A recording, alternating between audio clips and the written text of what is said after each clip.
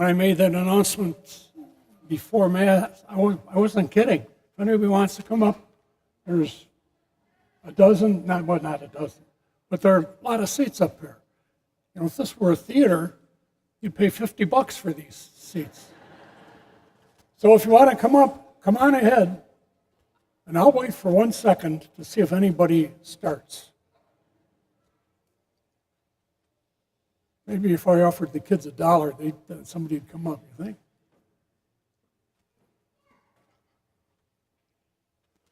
Okay, all right. And, you know, you can sit on the floor. I hate to tell you that, but you can sit on the floor back there. We keep it pretty clean, so you don't have to worry about any of the young ladies or the older ladies getting the new dress wrinkled or the men a new suit. Okay, all right. I guess nobody's coming. All right, well, here I go then.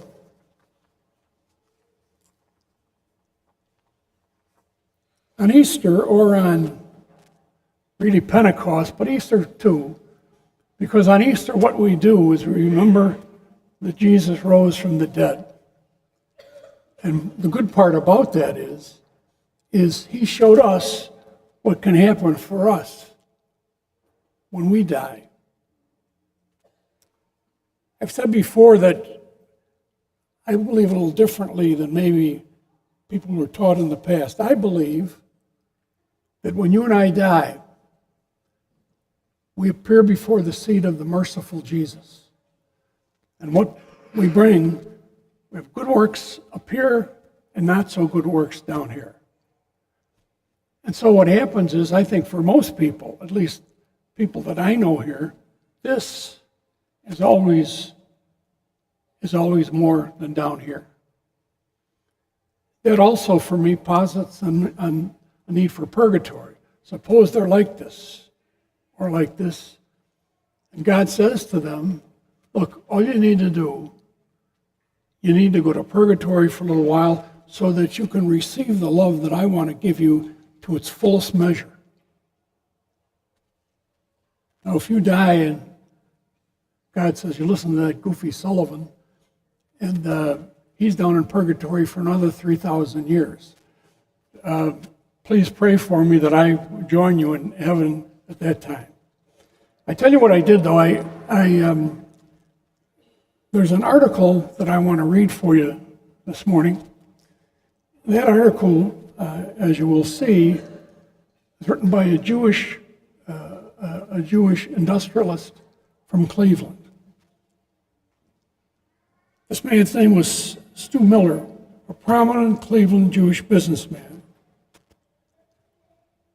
This is, and I quote, "Why would newspapers carry on a vendetta on one of the most important institutions that we have today in the United States, namely the Catholic Church? You know, the Catholic Church educates 2.6 million students every day at the cost of that church of $10 billion.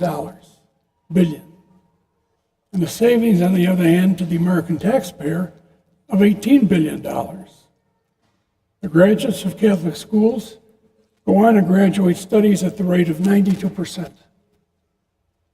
The church has 230 colleges and universities in the U.S. with an enrollment of 700,000 students, not all of whom are Catholics. Catholic Relief Services is the largest organized helper of victims of natural disasters or human-made disasters.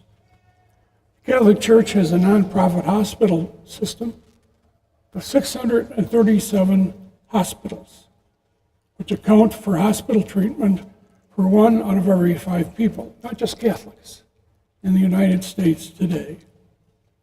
Press is vindictive and trying to totally denigrate our church in every way in this country. They have blamed the disease of pedophilia on the Catholic Church, which is as irresponsible as blaming adultery on the institution of marriage. Let me give you some figures that Catholics should know and remember. For example, 12% of the Protestant clergy surveyed admitted to sexual intimacy with a parishioner. 38% acknowledged other inappropriate sexual conduct in a study by the United Methodist Church. 48% of clergy women reported unwanted sexual behavior. 7% of lay women have been sexually harassed. Let me say this too about the Protestant clergy that we have here in New Lenox. I'm a member of the group that meets every month, and I can tell you that they are among the finest people I have ever met. And they face these problems head on. They're really good people, and I would be at ease if any of our people said, I'm going to see the pastors at, say, the Methodist Church or at Peace Lutheran or the Lutheran Church on Cedar. They're all really good people. Let me give you, meanwhile, 4% of the Catholic clergy has been found guilty of pedophilia. 10% of ministers have been found guilty of it, and this is not a Catholic problem. I assure you it is not. We talk about that in the meetings that we have, and I say it's 4% Catholics, priests. Of that number, 2% did it once. Once is too much, but it's not something that, as I say, all of us regret that, even those who've never done a thing like that. When I heard that, first I didn't believe it. And I was assigned for 7 years to work with guys who were admitted that they had done that. I see even though 2% of them, it was once. Once is too much. But that means 2% of Catholic priests are guilty of this. All of them have been removed from ministry. All 4% have been removed from ministry. Those, I can tell you, I did this for 7 years. Those were the hardest years of my life. When I had to go to a fellow Augustine, one was a classmate of mine, say, we have to remove you from ministry. They didn't like it, but that was their only option. They could leave if they wanted to. But otherwise, the religious orders, we kept them. Now, they would have no contact with the public, but we kept them in our monasteries, frankly, where somebody could keep an eye on them. As they say, I did that for 7 years. It was the longest 7 years of my life. At the end of that time, I said to the provincial, get me out of this. I said, I'm going to be in some psych unit if I am in this 1 week longer. And thank God he did. A study of American priests showed that most are happy in the priesthood and find it even better than they had expected. That most, if given the choice, would choose to be priests again in the face of all the obnoxious PR the church has been receiving. And I can tell you, 5 of us live together over in our house in, I forgot where we live. It's a nice street, it's across from the Marquette Bank. But I can tell you, I would do it again. Doesn't mean it's been easy, but what marriage is easy? You have to work at it. And I say, I'm embarrassed by it, to tell you the truth, even though I would never think of that.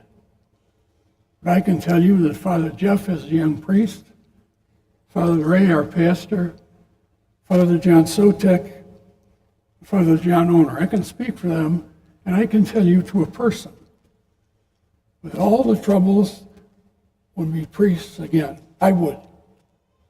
I'd be a priest again. With all the pains in the neck and troubles, I would do it again.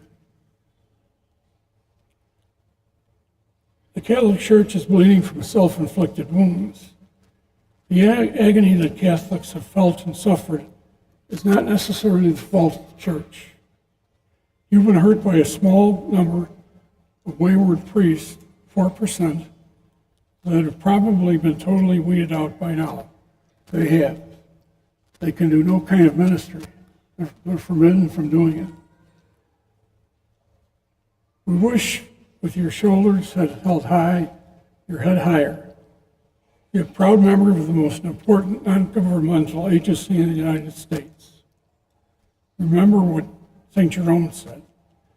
Stand by the roads and look and ask for the ancient paths where the good way is, and walk in it, and find rest for your souls. Be proud to speak up for your faith. Be proud that you're a Catholic. And thank God every day for the gift of the grace that you and all of us have received. Thank God that you're a Catholic. Thank God that we can serve you any way we can. Anything you think we can do, we're here to help. That's why I guess I should be retired. I'm 82, and at my stage, when you get past a month, it's a big deal, you know. But as I say, we're proud to serve our people. We've got a wonderful parish here, and it's easy to serve. But thanks for the opportunity. God bless everybody. Have a wonderful, wonderful, happy Easter.